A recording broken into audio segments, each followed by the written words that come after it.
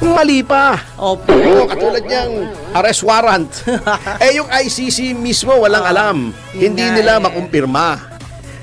Walang makakumpirma. Sinabi na ni Kaufman, di ba? Ano sabi ni Kaufman doon sa arrest warrant? That is a product of Remulla's fertile imagination. Ayun. Fertile, ibig sabihin, masustansya. Ang kanyang kasinungalingan. Oo, ang ang imahinasyon niya, ang utak niya ay fertile. Opo. Ibig sabihin, ang fertile, di ba? Oo. Kapag ikaw ay nagtatanim, maraming tumutubo. Ayun. Ano bang ginagamit? Di ba, ibig sabihin, mataba yung lupa, di ba, fertile. Oh, yun Yung nga. kay utak ni Remulla, fertile. Ano bang ginagawang pataba? Di ba, dumi ng hayop? Oh. Fertile yung imagination niya kasi marami, di ba, ginagamit yung pupo ng manok, di ba? O pataba, di ba? Pupo yun eh. Malapit na. Nagluluto na si nanay eh. He's full of it. OMG. Hindi naman. Anyway, ako naman kasi, ang ibang tao kasi nagtatanim pilit ng kasinungalingan sa kung ano-anong mga gusto nilang mangyari. Yung gusto po ninyo is gusto ninyo. Hanggang doon na lang po tayo. Ngayon, yung aming tunay na paniniwala, doon po kami. Huwag nyo nang ipilit na kayo po ay maging tama sa mata ninyo. Hindi po sa mata ng Diyos. Kami po sa mata ng Diyos gumagawa ng tama. Yun lang, sir. Wala naman tayong ginagawa nga katulad ng sinabi ko na hindi nasusulat. Opo. Sumusunod lang tayo sa mga utos ng ating Ama. Kasi minsan may mga kapatid din tayo na nagkakamali kayo ng pinaniniwalaang tao. Parang iniisip nyo, doon na lang. Wag naman. Ay, hindi kasi nga Wag naman po. Ka-Juvie, maraming disinformation na kumakalat. May tumawag nga sa akin, sinabi, uy, hindi pala tuloy yung sa EDSA. Ha? Sino nagsabi? Nasa isang website daw noong chief ng PNP. Wala namang ganung sinasabi. Nila yung information. Pati yung kay Bato de la Rosa. Alam mo, bilib din talaga ako dyan kay Remulla. Hindi alam ng kahit sino. Yung DOJ alam. At saka bakit nakikipag-ugnayan siya sa DOJ para magpakalat lang ng maling balita? Di ba? He is the same Remulla na nagsabi na uuwi na si Teves noon. Di ba? Naghintay yung mga reporter sa airport. Ano nangyari? Walang Teves. Hindi kasi ayaw natin at sa gusto, marami pong bayarang media at bayarang vlogger. Yan po, kayo po yan. Alam nyo po yan sa puso ninyo na kaya kayo gumagawa ng kasiraan ng ibang tao para po kayo ay bayaran. Kami bayaran dili, walang problema sa amin maghanap kayo. Walang problema sa amin. Maghanap kayo kung sinong tao, politiko na nagbigay ng pera sa amin para yung agenda nila ay kanilang aming isulong. Wala po. Kung anong sinasabi namin dito sa programang ito, yun ay dahil sa aming paniniwala. Wala po nang tinatanggap kahit kanino, kahit administrasyon, kahit oposisyon. Kahit na may wala nga kami tinatanggap kahit ano rito kahit na, hindi, Tony, kahit na may tinatanggap yung ibang tao na kasiyahan nila yun, na tinatanggap nila yung para lang manira ng tao, hayaan na ho natin sila kasi tao lang din naman. Gusto nilang mamuhay ng may pera. Kami naman, gusto rin naman namin. Pero wag niyo ho kami ipares dun sa mga nakikita ninyo na maling-mali. Kasi alam mo, attorney, minsan, pag nagbasa ka, parang totoong-totoo yung mga sinasabi. Tapos, disinformation sikat pa yung nagsabi, pero hindi natin alam. Baka na ginamit lang yung pangalan niya dahil marami ho ngayon, ginagamit yung pangalan kahit hindi totoo. Di ba yung itinanggi kahapon? Di ba nandito tayo? Yung iniulat ni Sexy News Hunk na si Daryl Justin. Yun, isa pa yun. Na itinanggi ng punong mahistrado na siya ay nagbigay ng pahayag tungkol doon sa di umano'y arrest warrant laban kay Senator Rolando de la Rosa. Sabi niya, wala akong sinasabing gano'n, pero kung matitignan mo yung website, akala mo, totoong-totoo na sinabi niya, hindi pwedeng dakpin, kailangan dumating sa Supreme Court, hindi dapat dinadala sa ibang bansa si Senator de la Rosa. Yan ay paninira lamang para makompromiso o ma-corner yung ating Supreme Court. Wag kayong do not believe everything you read, mga kasama. Lalong-lalo na ngayon sa panahon ng artificial intelligence. Yan. Alam mo yung AI, dati yan, ibang kahulugan niyang AI Ano po? Artificial insemination. Totoo, di ba? Oh my God. Yung in vitro fertilization. Pwede rin sa mga hayop yan, di ba? Yung artificial insemination. Saka hindi, attorney, mag-ingat din kayo kasi pati boses nyo nagagaya. Tapos pinipilit alamin kung ano yung mga personal mo, gagayahin din nila.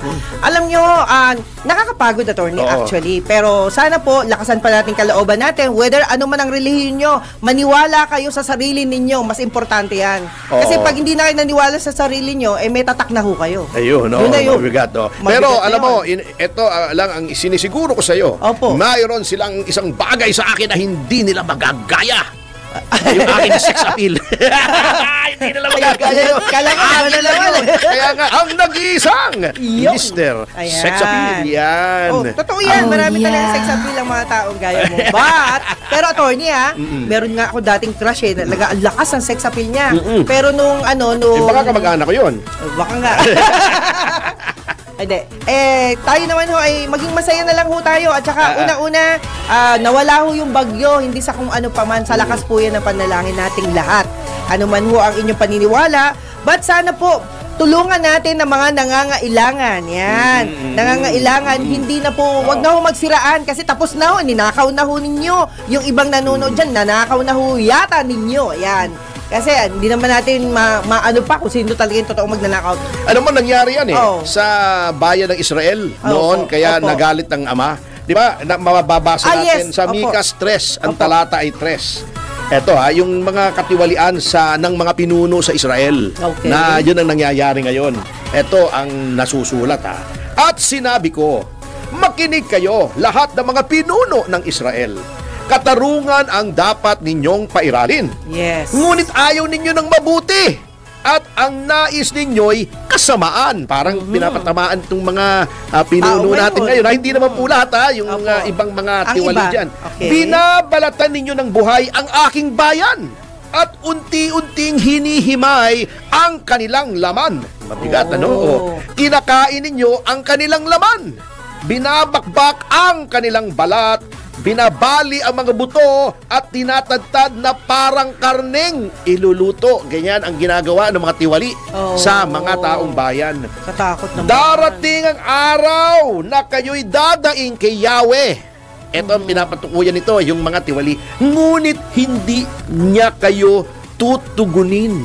Hindi niya kayo pakikinggan dahil sa inyong mga kasamaang ginawa. Yan ang warning ng ating Ama sa mga tiwali.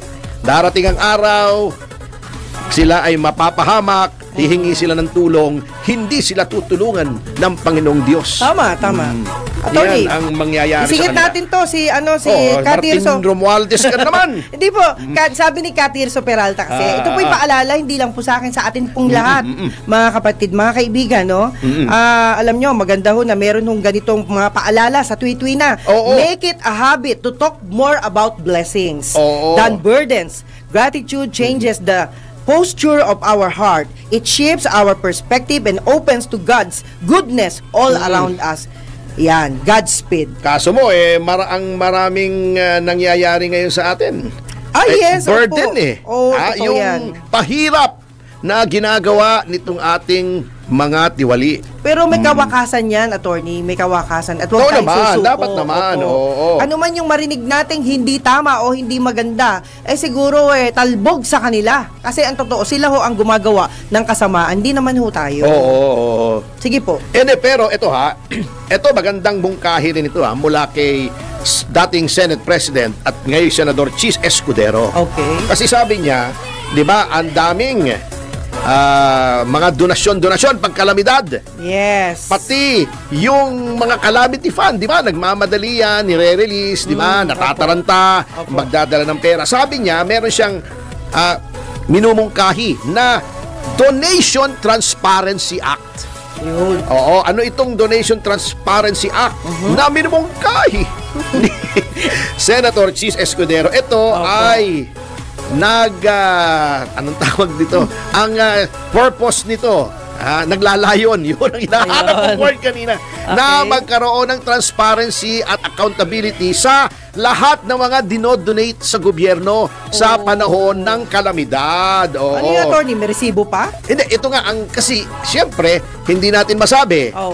At hindi natin maaalis dahil nga dito sa flood control. Alam nyo, itong flood control na ito ang epekto nito parang yung Dengvaxia. Natatandaan mo yung Dengvaxia? Opo, yes. Noong ang daming namatay sa Dengvaxia at ngayon nga may mga nakademanda. Kaso mo yung isang nakademanda, si Congresswoman Garin, nakabalik sa Kongreso. Pero may pending case po yan. Kami po nagdemanda. Yung Citizens Crime Watch ay nangyari, parang napraning ang mga tao. Na hindi natin pwedeng pagkatiwalaan ng pamahalaan na nakawin yung ating binibigay dyan. Ayun, kasi ninanakaw yung flood control, damay-damay. Di ba ngayon, ayaw na magpabakuna ng dengue. Oo, o kaya minsan parang outbreak ng dengue. Sabi niya, eto ang mga donasyon. Opo. Either galing sa ibayong dagat o dito lang sa ating bayan ay dapat na magkaroon ng accounting. Ayun. Yan, o dapat may report yan. Pwede, sinong nagbigay, sinong tumanggap, saan napunta. Yan. Para transparent. Alam mo yung Office of the Vice President?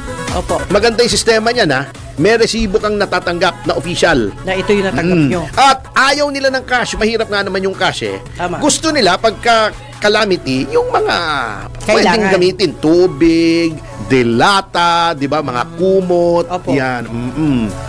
Yan ang mga gusto nila. Maganda yan, to minimize corruption. At nakalagay dito, kung ito ay magiging batas, lahat ng donasyon Opo. ay hindi pwedeng kung saan-saan lamang ideposito o dalhin, dapat lahat ng donasyon Ayun. ideposito sa bangko sa ilalim ng account ng Bureau of Treasury. Ayan. Yung Treasurer of the Philippines. Meron yan, di ba, nakapirma sa pera natin yan kung sinong treasurer, di ba?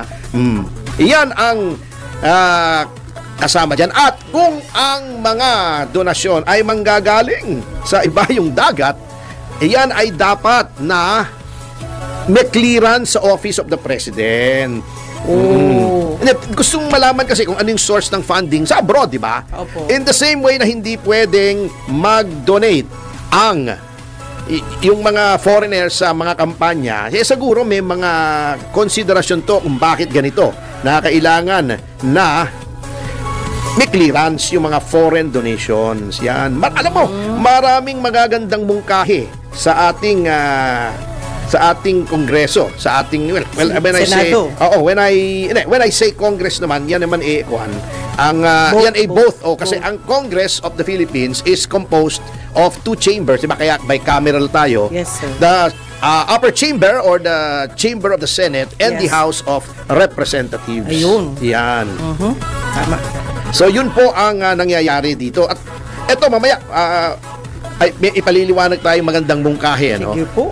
But in the meantime, alam nyo, isang hindi maganda na nakikita ko, baka natatabunan na nitong mga usapin sa ating flood, etc. Bago dinadivert pa kung saan-saan, arrest warrant, pati dolomite. Pambihira naman kayo, ang problema nasa flood control Lumindol, bumagyo, nasalanta ang lalawigan ng Cebu, dolomite!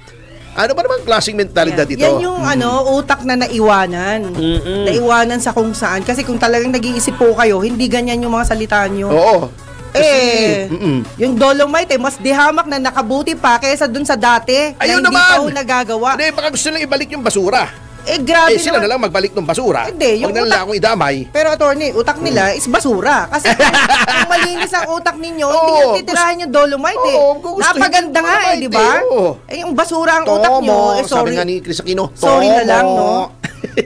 Di bali yung mapintasan na basura, pero yung basurang maayos na pinanggalingan tama naman. Alam pero mo, yung basurang utak, mahirap po yun. Ang problema dito kay Ridon, bumagsak yata yung utak niya sa pisngi niya Kaya ganun lumaylay. Ganun itsura niya.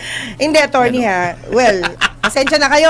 Damdamin ko lang po yun. Wala akong kinalaman ng station na to at wala akong kinalaman si Attorney Topacio. Sige, mura mo sila doon. Ako bala sa'yo. Kasi, dapat bigyan natin ng gratitude o pagpapala yung mga taong nakagawa ng maayos. At kung kayo naman po ay mukhang basura sa inyong kinauupuan, masyado ka namang harsh. Wag naman ho sana. Kasi alam nyo, sobrang harsh ka naman. Hindi ko kilala yung mga tao dun sa Manila, pero tingnan ho ninyo ang difference noon at ngayon. Yan ho, tingnan ninyo. Ngayon, yung mga ghost